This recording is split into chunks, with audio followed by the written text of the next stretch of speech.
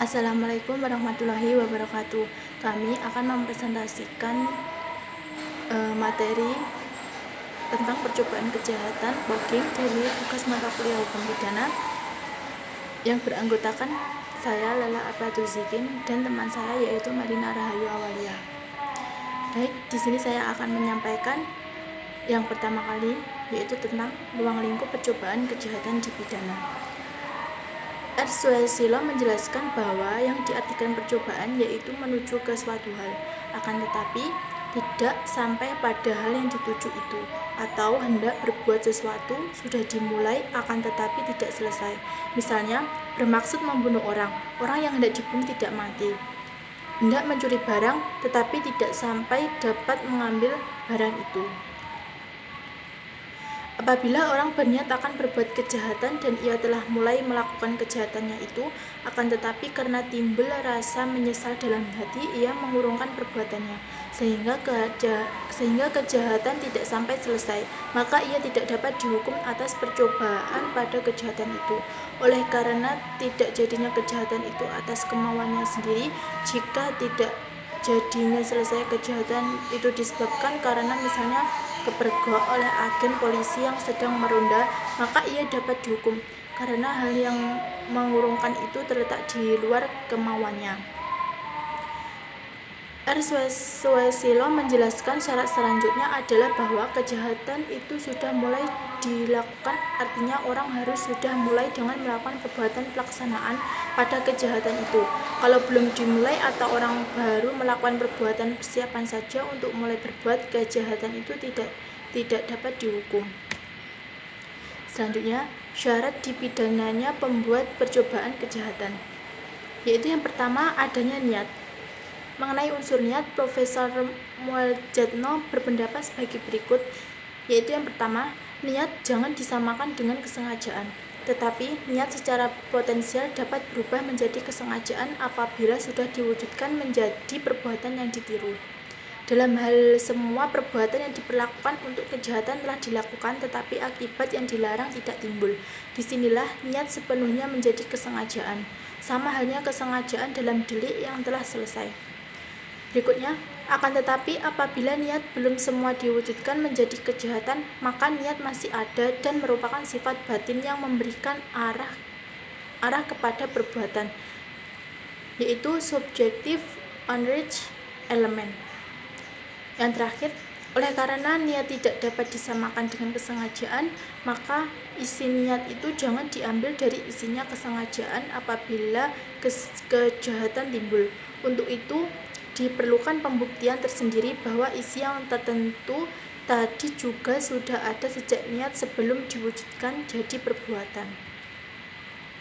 Yang kedua, adanya permulaan pelaksanaan. Kehendak atau niat saja belum mencukupi agar orang itu dapat dipidana, sebab jika hanya berkehendak saja, maka orang itu tidak diancam pidana. Berkehendak adalah bebas. Permulaan pelaksanaan berarti telah terjadinya perbuatan tertentu dan ini mengarah kepada perbuatan yang disebutkan sebagai delik. Walaupun kelihatannya sederhana, ternyata jika dikaji lebih mendalam akan menimbulkan kesulitan yang cukup besar untuk menafsirkan dengan tepat pengertian permulaan pelaksanaan itu. Tidak seorang pun mengetahui niat orang lain. Apabila niat tersebut tidak diucapkan atau dengan perkataan lain, niat seseorang akan diketahui oleh orang lain apabila orang yang mempunyai niat itu mengutarakan niatnya. Di samping itu, niat seseorang dapat dilihat dari perbuatan-perbuatan yang merupakan permulaan pelaksanaan niat seseorang. Suatu hal yang mustahil apabila seseorang akan mengutarakan niatnya akan melakukan suatu kejahatan. Oleh sebab itu, dalam percobaan niat seseorang untuk melakukan kejahatan dihubungkan dengan permulaan pelaksanaan. Sehingga menjadi penting artinya permulaan pelaksanaan ini dalam menentukan apakah ada percobaan melakukan kejahatan atau belum. Dari mulai seseorang mempunyai niat sampai tujuan perbuatan yang dikehendaki biasanya terdiri dari suatu rangkaian perbuatan. Yang ketiga, arti pelaksanaan tidak selesai bukan sebab dikehendaki sendiri. Syarat ketiga ini oleh undang-undang dirumuskan secara negatif, sehingga timbul kesulitan pembuktian di dalam praktek baru baru dianggap bukan merupakan percobaan apabila ada pengunduran sukarela pelaku dalam menyelesaikan kehendaknya. Dapat dipahami bahwa bukan merupakan percobaan apabila ada pengunduran diri secara sukarela dari pelaku untuk menyelesaikan pelaksanaan perbuatan, karena apabila semula seseorang mempunyai kehendak atau niat melakukan kejahatan, sedangkan pada akhirnya dia mengundurkan diri dengan sukarela, artinya bahwa kehendak atau niat semula untuk melakukan kejahatan dengan sendirinya menjadi hapus. Dengan perkataan lain bahwa kehendak atau niat untuk melakukan kejahatan yang semula dikandung pelaku dengan sukarela melepaskan kehendak tersebut. Pembuktian yang bersifat negatif sangatlah sulit, sebab jaksa harus membuktikan bahwa tindak pelaku telah menghentikan perbuatannya tidak dengan sukarela, agar dapat menurutnya dan terdakwa dipatuhi pidana atas dasar percobaan melakukan kejahatan. Jadi, apabila pengunduran diri itu tidak nyata, maka adanya unsur ketiga itu dapat dibuktikan dari adanya suatu hal lain yang cukup memberikan petunjuk apa sebabnya delik tersebut tidak selesai. Jadi, tidak harus membuktikan bahwa pengunduran diri itu secara sukarela. Selanjutnya yaitu akan dijelaskan oleh teman saya. Di sini saya akan melanjutkan presentasi dari Mbak Lila mengenai perbuatan-perbuatan yang seolah-olah atau mirip percobaan. Yang pertama adalah orderlich pogging. Ada beberapa istilah yang dikemukakan oleh para ahli untuk menyebutkan orderlich pogging ini. Yang pertama adalah disebut dengan istilah percobaan tidak mampu, kemudian ada juga yang menyebut dengan istilah percobaan yang tidak berfaedah. Istilah ini muncul karena alat yang digunakan dan objek yang dituju tidak wajar sehingga menyebabkan tindak pidana tidak mungkin terwujud. Yang pertama dari orderlich pogging ini, percobaan tidak wajar karena objeknya tidak sempurna. Satu, objek yang tidak sempurna absolut. Seseorang melakukan kejahatan untuk mewujudkan suatu kejahatan mengenai objek tertentu yang ternyata tidak sempurna, dan oleh karena itu maka kejahatan tidak terjadi dan tidak mungkin dapat terjadi. Contohnya yaitu objeknya mayat. Tidak mungkin dapat dilakukan kejahatan pembunuhan pada orang yang dikira tidur, padahal ia sebenarnya sudah meninggal. Atau tidak mungkin menggugurkan kandungan wanita yang sebenarnya ia tidak hamil karena objeknya tidak ada. Dalam hal ini tindak pidana dapat dipidana baik karena percobaan maupun kejahatan tidak terjadi. Yang kedua, objek yang tidak sempurna relatif. Melakukan perbuatan yang ditujukan untuk mewujudkan kejahatan tertentu pada objek tertentu, yang pada umumnya dapat tercapai, tetapi dalam keadaan khusus, objek tersebut menyebabkan kejahatan tidak dapat terjadi. Contohnya, berangkas yang berisi uang yang pada umumnya pencuri membongkar berangkas dan mengambil uang di dalamnya. Tetapi dalam keadaan tertentu, berangkas tersebut kosong karena uang telah digunakan perusahaan untuk menggaji karyawannya, sehingga berangkas tersebut kosong. Berangkas kosong merupakan objek yang tidak sempurna relatif.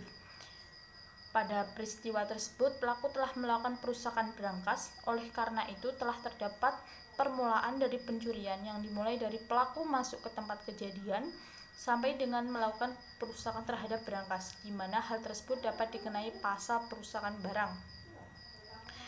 Selanjutnya, percobaan tidak wajar karena alatnya tidak sempurna. Yang pertama, alat tidak sempurna absolut. Seseorang melakukan perbuatan dengan maksud mewujudkan kejahatan dengan menggunakan alatnya yang tidak sempurna mutlak, maka kejahatan itu tidak terjadi dan tidak mungkin terjadi. Contohnya yaitu menembak musuh dengan pistol tetapi lupa mengisi pelurunya, oleh karenanya pembunuhan tidak mungkin terjadi. Yang kedua, alatnya yang tidak sempurna relatif. Seseorang melakukan perbuatan dengan maksud mewujudkan kejahatan dengan menggunakan alat yang tidak sempurna relatif. Contohnya yaitu perbuatan memasukkan racun ke dalam minuman tetapi dosisnya tidak cukup sehingga kematian tidak terjadi. Yang kedua adalah Mengel om Tastat-Benstein. Mengel om Tastat-Benstein ini adalah suatu perbuatan yang diarahkan untuk mewujudkan tindak pidana tetapi ternyata kekurangan atau tidak memenuhi salah satu unsur tindak pidana yang dituju. Di sini telah terjadi kesalahpahaman terhadap salah satu unsur tindak pidana. Contohnya itu, seseorang mengira bahwa ia mencuri barang milik orang lain, tetapi ternyata barang itu milik dia sendiri karena oleh si pemilik sebenarnya barang tersebut akan diberikan untuk si pelaku, akan dihadiahkan untuk si pelaku. Selanjutnya adalah pultatif delik. Pultatif delik ini sebenarnya bukan merupakan percobaan, tetapi merupakan kesalahpahaman yang mengira bahwa perbuatan tersebut melakukan perbuatan yang dilarang, tetapi tidak diatur dalam undang-undang tindak pidana. Contohnya, seseorang yang menyimpan obat dengan pidana. Dalam kasus ini, orang tersebut tidak dapat dipidana karena tidak ada ketentuan dalam undang-undang yang melarang. Selanjutnya, percobaan selesai, percobaan tertunda, dan percobaan dapat diakualisir. Percobaan selesai adalah melakukan perbuatan yang ditujukan untuk melakukan tindak pidana yang pelaksanaannya sudah begitu jauh sama seperti tindak pidana selesai. Akan tetapi oleh sebab sesuatu hal, tindak pidana itu tidak terjadi. Dikatakan percobaan karena tindak pidana itu tidak terjadi, dan dikatakan selesai karena pelaksanaan sesungguhnya sama dengan pelaksanaan yang dapat menimbulkan tindak pidana selesai. Contohnya yaitu seorang terdakwa telah meracuni istrinya dengan maksud untuk menghilangkan nyawanya. Ia menaruh racun ke dalam makanan dan minuman istrinya. Dalam kasus ini, terdakwa telah melakukan segala perbuatan untuk mencapai niatnya, yakni pembunuhan berencana. Akan tetapi rencana tersebut kemudian gagal dan istrinya secara kebetulan memiliki daya tahan tubuh yang luar biasa. Meskipun terdakwa telah melakukan kejahatan secara sempurna, efek untuk menghilangkan nyawa tersebut tidak terjadi. Yang kedua adalah perbuatan tertunda. Menurut Sudarto dan Wono Susanto menyebutkan bahwa dikatakan ada percobaan tertunda atau percobaan terhenti atau percobaan yang tidak lengkap jika kelakuan yang diperlukan untuk kejahatan belum semua dilaksanakan karena ada penghalang dari luar atau karena tidak mungkinnya tindakan itu dilengkapkan atau karena urungnya dilakukannya tindakan itu secara sukarela. Percobaan tertunda juga diartikan sebagai percobaan yang perbuatan pelaksanaannya terhenti pada saat mendekati selesai kejahatan. Misalnya, seseorang mencopet yang telah mengulurkan dan memasukkan tangannya dan telah memegang dompet dalam tas si perempuan. Tiba-tiba perempuan tersebut memukul tangan pencopet itu, dan kemudian tangannya terlepas. Selain itu, contoh lain yaitu seseorang telah membidik dengan senapan terhadap orang yang hendak dibunuhnya. Tetapi dengan tiba-tiba ada orang lain yang memukul tangannya dan terlepaslah senapan dari tangannya. Pada kasus ini benar-benar percobaan kejahatan yang dapat dipidana. Seluruh syarat dan unsurnya terdapat pada pasal 53 ayat 1 KUHP telah terpenuhi.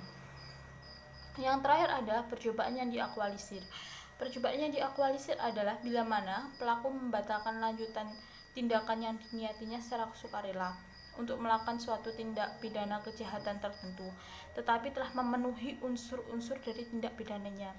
Contohnya yaitu A. Hendak memukul B sekeluarga.